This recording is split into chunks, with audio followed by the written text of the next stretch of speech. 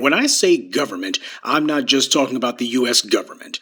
I already told you about how you had states like the state of Louisiana that owned black people under their Department of Public Works in the early 19th century. So when we say government, we're talking about city, county, state, and federal.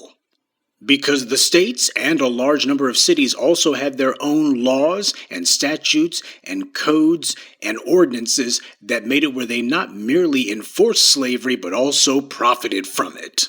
I mention that because I think there's a lot of people who downplay the importance, the significance, or even the necessity of making sure that individual states also have to be put on the hook for reparations to fight for them at the state level. But keep in mind, it was the states who were enforcing slavery and benefited from it directly, so they're as responsible as the federal government.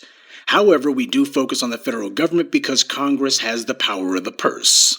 The states can try to play the game of economic keep away by screaming, "We just don't have the money, we don't have the ability to print our own money, so we just don't have it."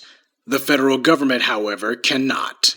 Now, we know that the U.S. federal government paid to make sure that black people were forced to build the White House and the Capitol building, among other landmarks in D.C. The overwhelming majority of America's first presidents owned slaves. We're talking about heads of government, and they owned slaves while they were in office, while they were in the White House, they did this.